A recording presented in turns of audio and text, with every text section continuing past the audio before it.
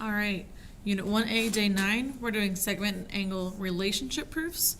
So on these ones, we are just going to use the relationships to prove from the start to the finish. So first, the given, it says E is the midpoint of DF. So E is right in the middle. Well, what can I add to my picture to show that it's right in the middle? I can add these congruent marks. So we're trying to prove that 2 of DE's from here to here, 2 of those equals the whole thing from D to F. Well, if these are congruent, then I know that's true.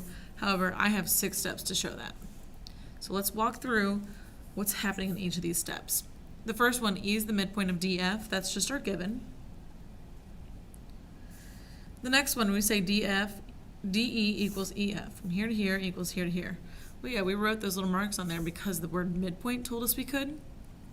So that would be definition of midpoint.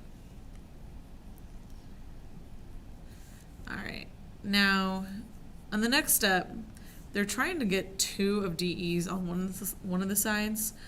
So all they did here in this next step is they added DE to both sides. If I add the same number to both sides, that's fine. I can do that to manipulate my equation here. All that is addition, POE. We add a DE to both sides. Next on the left hand, or let's look at the right. DE plus EF, nothing changed, DE plus EF. On the left side, DE plus DE, we just combine that to 2 times DE. So all that was just simplifying, combining those like terms.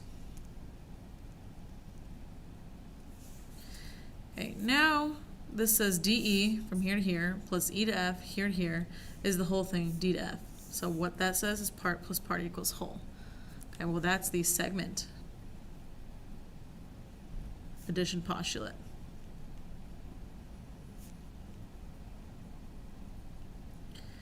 All right, so now we went, DF stayed the same. On this next step, we went from DE plus EF to 2 DEs. So what happened here?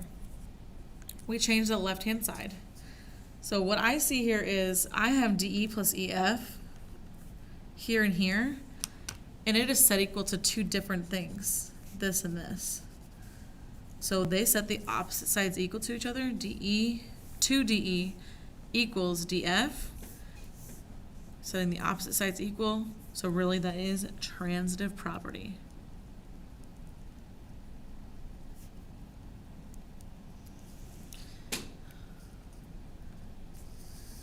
Next one, this one's a little bit challenging. Let's talk about the steps and break it up into chunks. It says PQ from here to here is congruent to TQ. So those 2 pieces are congruent. Then it says UQ is congruent to QS. All right. We want to prove that PS from here to here is the same length, so congruent to TU. All right, so let's just start. It says PQ is congruent to TQ, UQ is congruent to QS. That's just our given. All right, so now the next step, what happened? All they did was take away the congruent symbol and made it just an equal sign. When they did that, they were able to take away the bar. So now we're talking about the measurements. These measurements are the same as these measurements. Okay, so that when you're just taking away the equal sign or the congruent symbol and going to equals, that's the definition of congruence. That's what allowed us to take those away.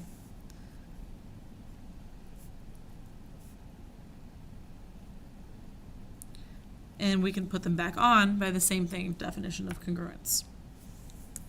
Okay, now they're saying PQ plus QS, so PQ plus QS equals PS.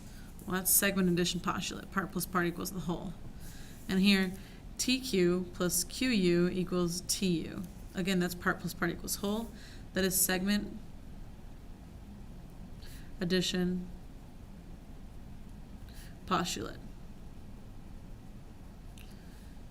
I could have made that 2 different steps because they're the same reasoning, though. I could combine them into 1 step.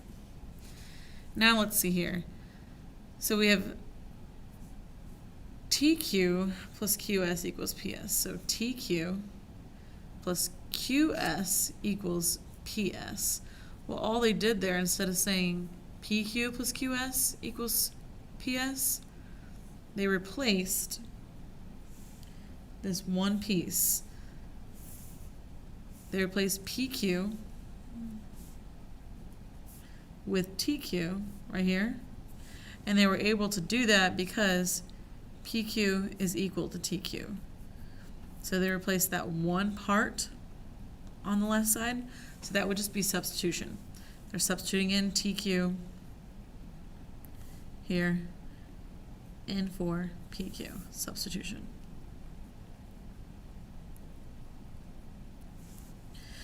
And we have TQ here plus QS equals TU. Again, all they did was, it says TQ plus QU.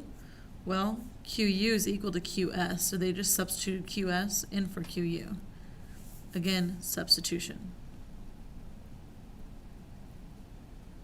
What were they really trying to do? What was their whole goal with that? Well, check out now, the left side of each of these are identical. TQ plus QS. Identical. So what I see here now is I have two things that are identical set equal to two different things. So I know now if these are both equal to my orange highlighted piece, I know that they're both equal to each other. Because I'm changing entire sides of equal signs and saying PS equals TU, well then I can say transitive property.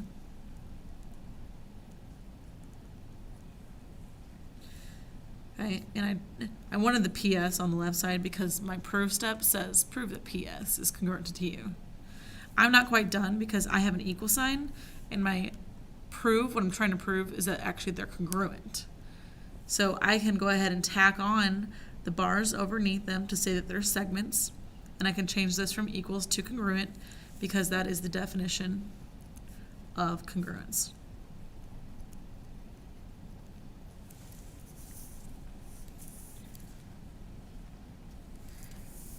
Last one on this page.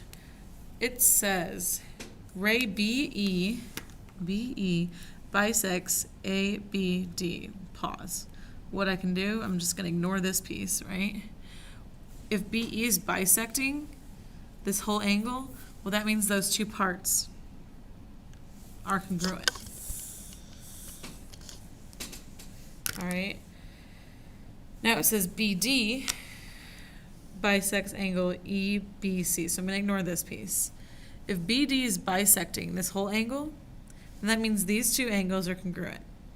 Well, this angle already has one mark on it, so I would then have to give this angle one mark. Cool. Okay. So I put markers on here, so I'll probably somewhere in my proof have to write why I put that. I was able to do that because of the word bisect, so that'd be definition of bisector. I'm trying to prove that angle ABE, this angle,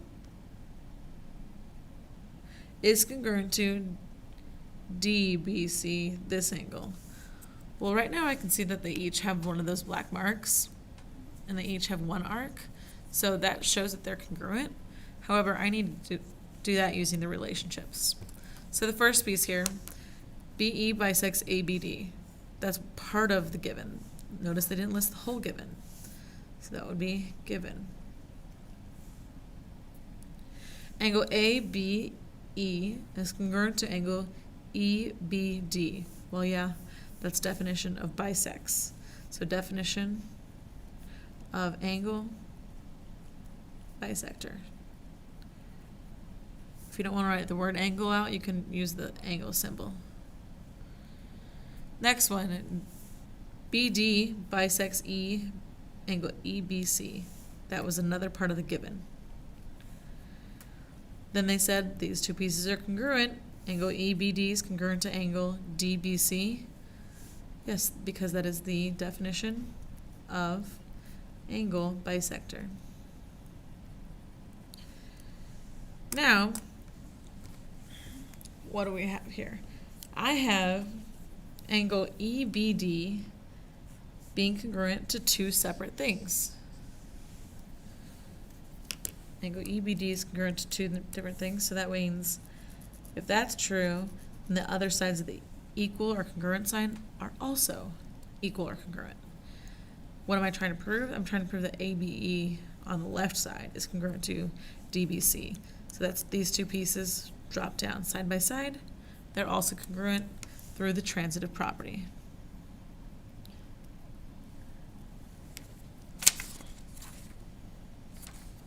Next page.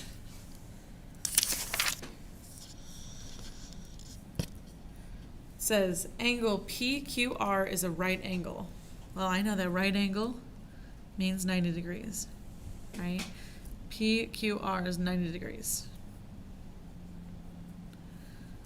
That didn't tell us that these two angles are congruent. They don't really look congruent to me. It's just saying that the whole thing is 90. So angle PQR is a right angle. Yes, that was our given. We said right angle is 90 degrees. So measurement, the little m, because we have an equal sign, measurement of angle PQR equals 90 degrees. Well, that is just the definition of a right angle. We're able to set it equal to 90. So definition of a right angle. Now we have measurement of angle PQS plus measurement of angle SQR equals measurement of angle PQR. Well, that's part plus part equals whole. So that's just the angle addition postulate.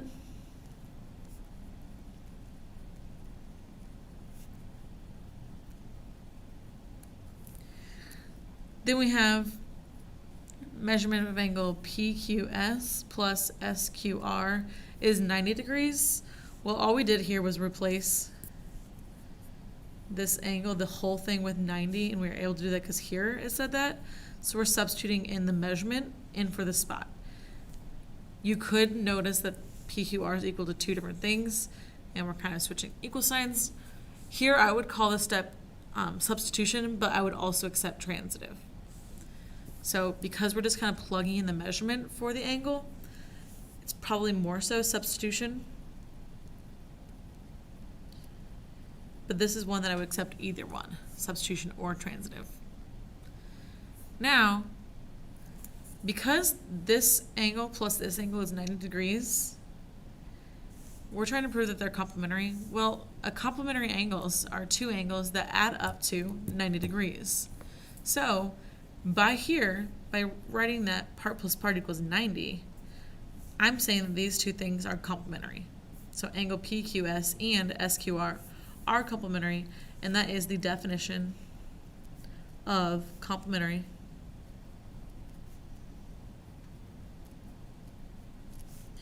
angles.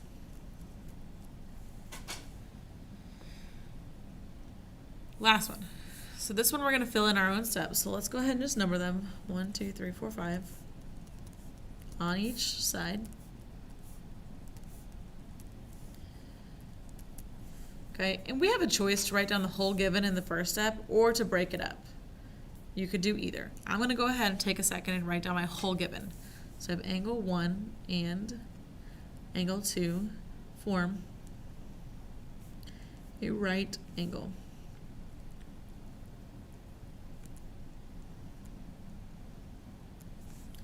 Measurement of angle 1 plus measurement of angle 3 equals 90 degrees.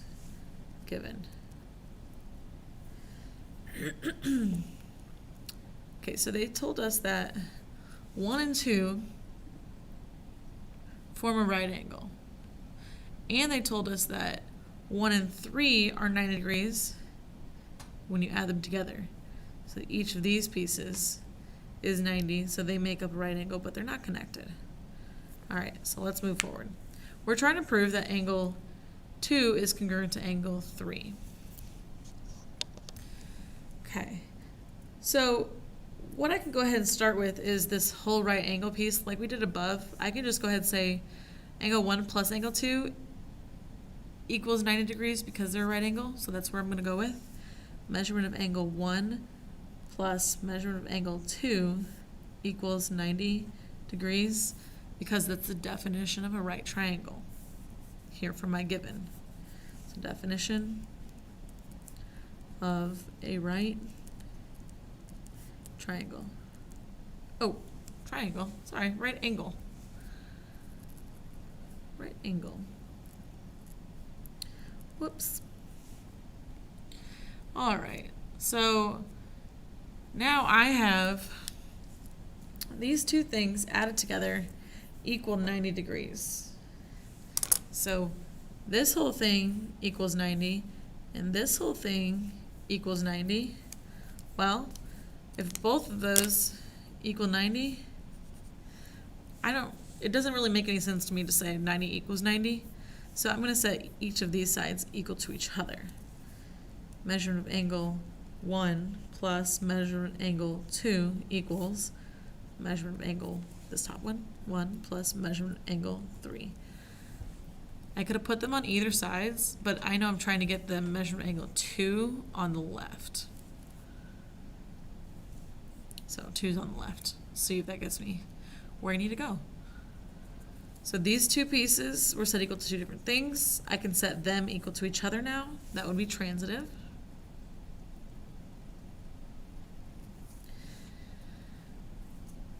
Okay, now we're trying to get measurement angle 2 and 3 alone. Well, I have this measurement angle 1 on both sides. Say if that was like just x on both sides. We could subtract by x, and it would cancel them both out. So if I subtracted both sides by measurement angle 1, they would cancel out, and I would be left with measurement of angle 2 equals measurement of angle 3. I would be subtracting both sides by measurement angle 1, so that was subtraction. POE. Now I'm pretty close.